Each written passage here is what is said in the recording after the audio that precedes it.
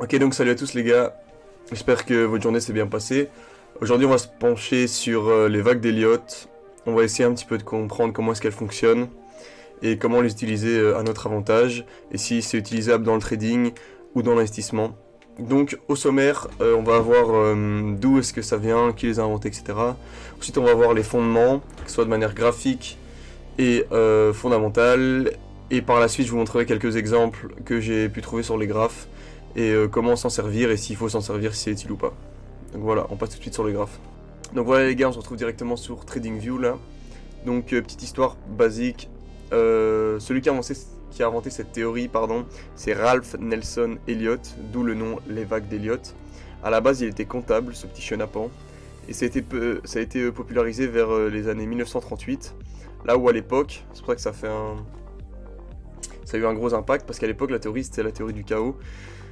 Et lui justement il arrive en expliquant qu'en fait non, il y a des structures qui se répètent, et donc les gens étaient à la mode OMG, OMG, incroyable Elliott, tu nous régales. Passons directement sur à quoi ressemblent les vagues d'Elliott, et je vais essayer de faire comprendre pourquoi est-ce que vous, ça va être très compliqué de bien les utiliser, parce que la plupart du temps vous allez rentrer ici et vous allez faire OMG, OMG, enfin en vrai non, vous prenez quand même une petite partie. Hein. Bah là faut savoir que ça fait pas beaucoup en pourcent parce qu'on est sur le marché du Forex, mais juste comprenez que les gens qui gagnent vraiment sur les vagues d'Elliott, c'est ceci à nouveau. Bref, cette partie, je vais vous expliquer pourquoi ces vagues et quelle logique elles ont. Donc, la vague 1, celle-ci, qui seront donc les grands gagnants selon la théorie d'Elliott, hein, à nouveau. Si tu sais m'afficher un truc légal, peut-être, au lieu de dire ça, tu vois, tu mets un petit cut, tu m'affiches un truc, tu trouves une phrase sur Google, tu demandes à ChatGPT qu'est-ce qu'il faut dire pour pas se faire attaquer en justice. Comme ça, je termine pas avec Epstein. Vas-y, je reprends. Du coup, les gars, je vais vous expliquer chacune des vagues et pourquoi est-ce que elles ont lieu. Ce qui va être le plus intéressant, ça va être la vague 1. Si vous vous positionnez en vague 1, c'est là forcément où il y aura le plus de gains à faire. Imaginons que vous vous positionnez ici. Imaginons que vous vendiez au top aussi, il y a peu de chance, mais voilà, vous seriez plus ou moins vers les 1,31%. On est sur le marché du Forex, c'est pour ça que les pourcentages sont pas élevés. Alors que la plupart du temps, vous allez vous positionner où? Vous allez vous positionner vers ici. Et vous allez chercher que 67%. Vous voyez bien qu'il y en a un qui mange plus que l'autre. Et on verra ça sur les graphes tout à l'heure. C'est assez aberrant. Donc, la phase 1. Comment et pourquoi est-ce qu'on a cette première phase-là? Donc, la plupart du temps, on va être sur un marché qui est baissier. Donc hop, hop, hop, hop, hop. Ça c'est quoi? C'est un marché qui est baissier. C'est-à-dire que les plus bas sont de plus en plus bas, comme vous pouvez le voir. Et les plus hauts sont de moins en moins hauts. Ce qui fait que c'est un marché baissier. Et en un coup, on va avoir peut-être cette impulsion-là, qui va être plus haute que l'ancien plus bas. Donc on peut le redessiner. Boum, boum. Là, on va avoir un plus bas. Un plus haut qui va être ici. Et voilà les refs. Et là, qu'est-ce qu'on voit? On voit qu'il y a un plus haut. Qui est plus haut que l'ancien plus haut. Ok, on s'est capté trop de plus. Bref. Et comment est-ce qu'eux se positionnent? En fait, c'est des gens qui vont avoir l'info avant vous. Donc ça fait allusion à ma dernière vidéo où je vous expliquais comment être rentable sur les marchés. En fait, ces gens-là, basiquement, c'est pas vous les gars. Basiquement, il y a très peu de chances que vous fassiez ça. Surtout que c'est du délit d'initié. Je le rappelle, c'est illégal. Ne faites pas ça, tout simplement. Mais donc, il y a très peu de chances que ici ce soit vous. C'est vraiment des gens qui ont eu l'info. Voilà, il y a des choses qui se disent. Vous êtes un retail, vous n'aurez pas ce genre d'infos. Ensuite, qu'est-ce qui se passe? Pourquoi est-ce que vous allez me dire il y a un retracement ici? Ça, c'est les gens qui continuent de penser qu'on est toujours en phase baissière juste avant, comme je vous avais montré là, comme ça. Et donc, eux, ils vont voir ce top là, cette opportunité, comme un bon point d'entrée pour continuer à faire baisser le prix. C'est pour ça que ça aura tendance à baisser. Alors, selon la théorie d'Elliott, ça peut pas baisser plus bas que le plus bas d'ici. C'est pour ça que j'ai tracé cette ligne bleue. Donc, selon la théorie d'Elliott, à nouveau, je mets des petits guillemets parce que je suis pas très fan de cette théorie, j'expliquerai pourquoi après. Si ça fait ça, la première vague n'est pas validée, ok? Donc on retient, si ici à nouveau ça fait un plus bas que celui-ci là, dans la continuité des choses, c'est que la vague 1 n'est pas validée, ok? Donc il faut que ça soit au-dessus. Ensuite, on continue. Et il faut savoir pourquoi est-ce que je vous dis que ça, c'est des gens qui cherchent à short. C'est parce que ces personnes-là qui sont positionnées ici ont une info comme quoi ça va péter. Les résultats vont être bons. Et ça va péter. Péter. Vous allez fuir. Vous attendez. Vous allez fuir. Donc les gars, je disais, quel intérêt ils auraient à déjà revendre et déjà prendre des profits alors qu'ils ont fait que 0,5% alors qu'ils peuvent aller chercher clairement un x3. x3 de ça. Donc voilà. Ensuite, ici, qu'est-ce qui va se passer? Et c'est là où, si vous êtes chaud, vous pourrez déjà vous positionner. C'est tout ce qui va être personne informée. On n'est plus sur du débutant. Là, normalement, c'est tout ce qui va être trader institutionnel, trader de banque, qui vont venir se positionner. Et généralement, ce sera la phase la plus puissante. Honnêtement, ça va être là où il y aura le plus à aller chercher. Comme sur cet exemple-ci, je pense, si j'ai bien fait ça. On se positionne ici, on a 0,96.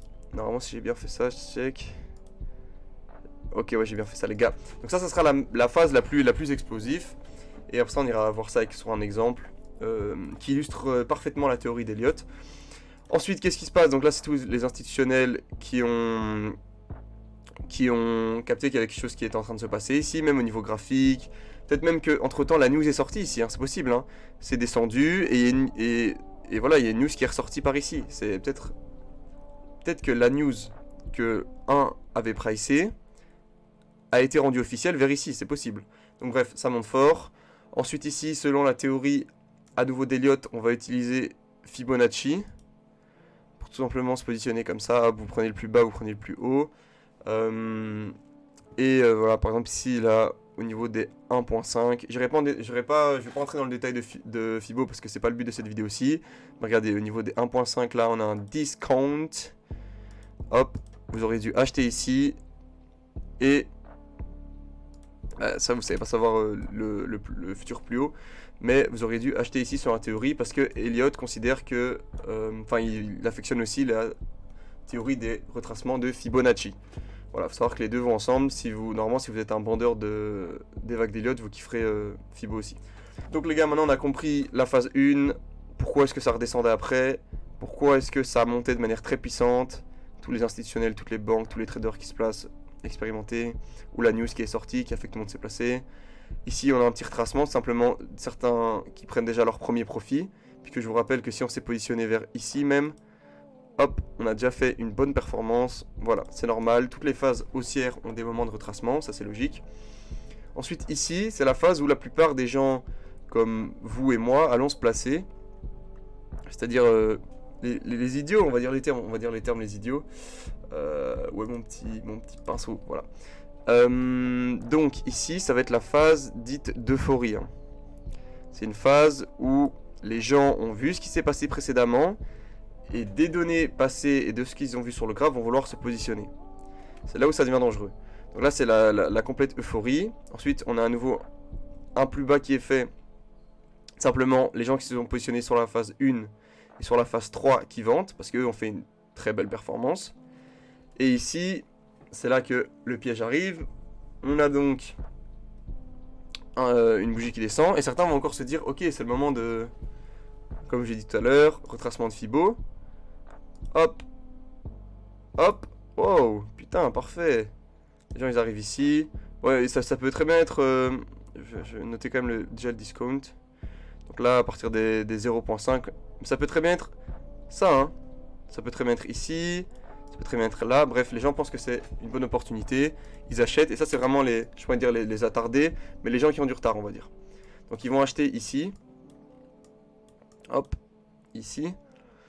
Et là, c'est là un des indicateurs du retournement. C'est le fait de ne plus faire un plus haut.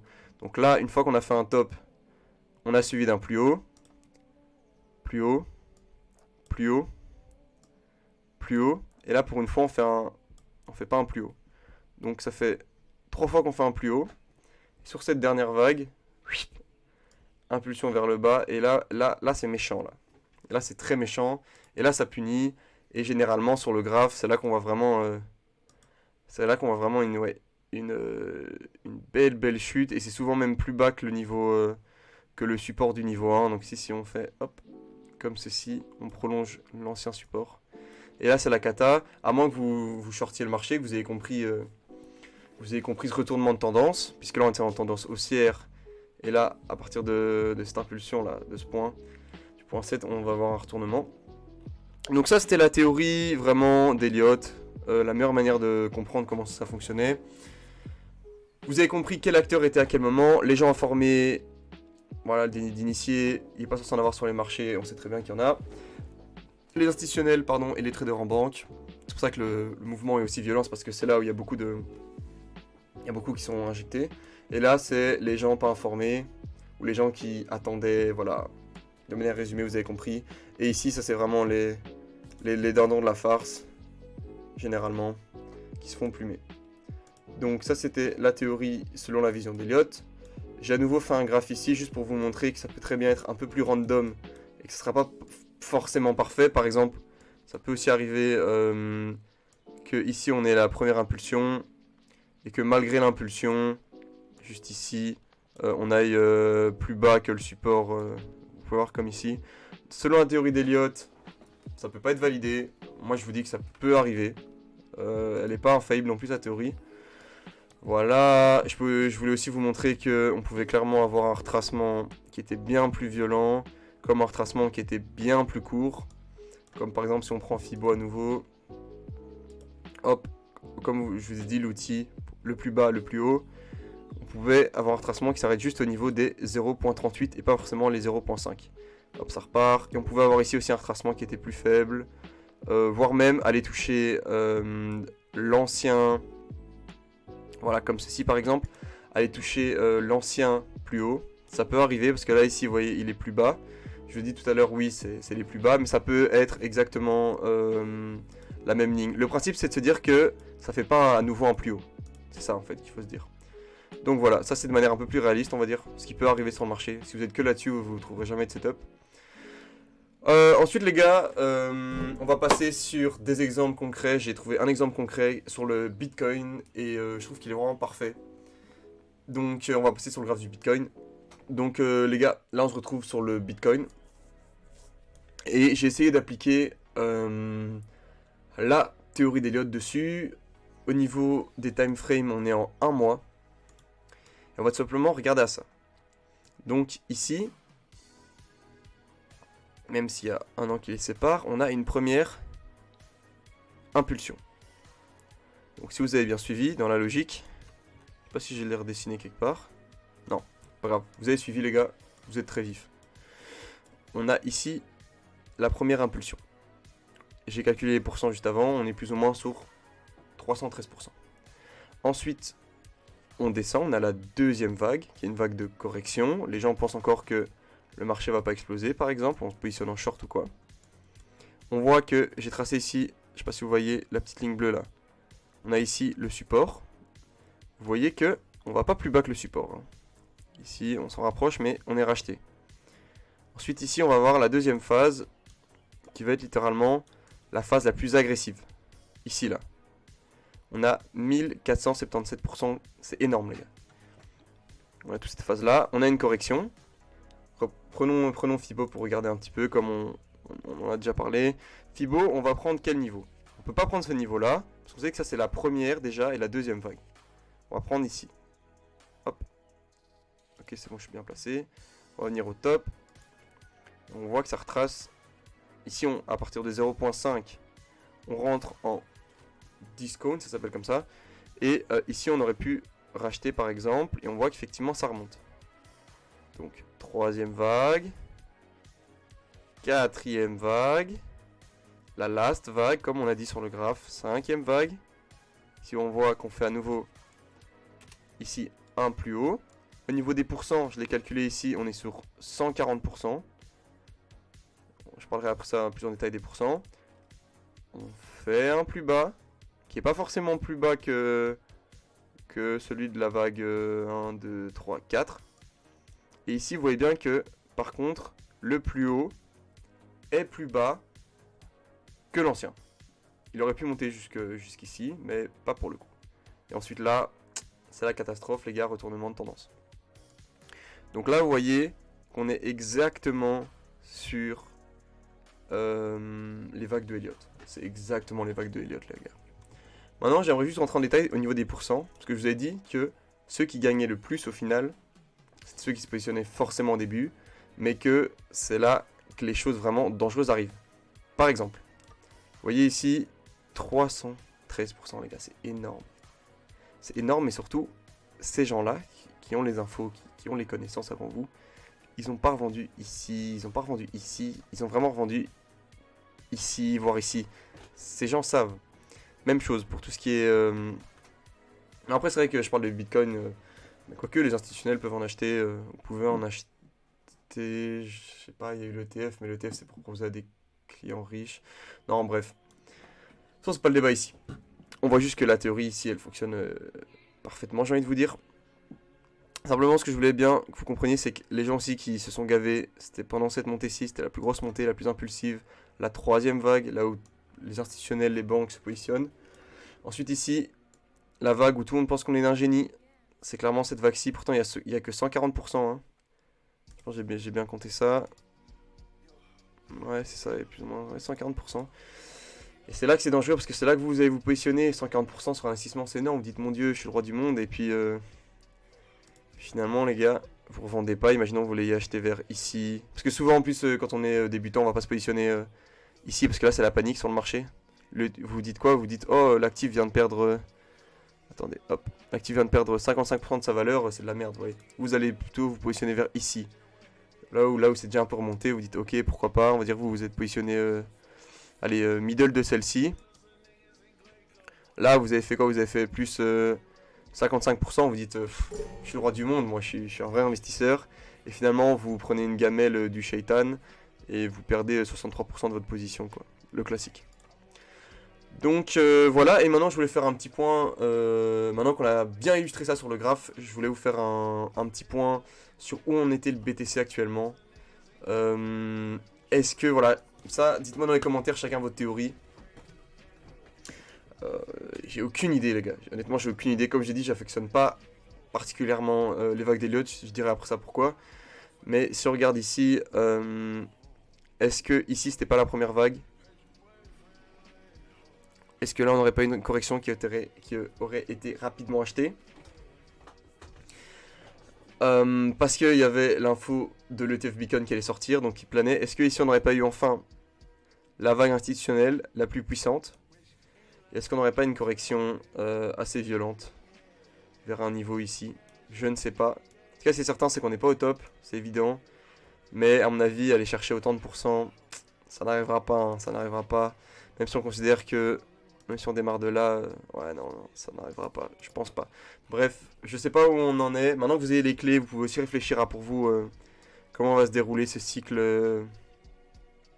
Ce cycle du bull run sur le BTC. Mais du coup les refs, voilà, donnez-moi vos avis en commentaire sur cette phase, où vous pensez qu'on en est sur le BTC, ça m'intéresse honnêtement. De toute façon il n'y aura pas de mauvais avis, puisque on ne sait pas comment ça va se dérouler et personne ne le sait. Peut-être les gens de la phase 1, MDR. Juste maintenant je vais vous expliquer est-ce que je suis pour ou est-ce que je suis contre. Ok, donc maintenant que vous avez compris ce que c'était, je vais vous donner mon avis. Est-ce que je l'utilise? Est-ce que je vous le conseille ou pas?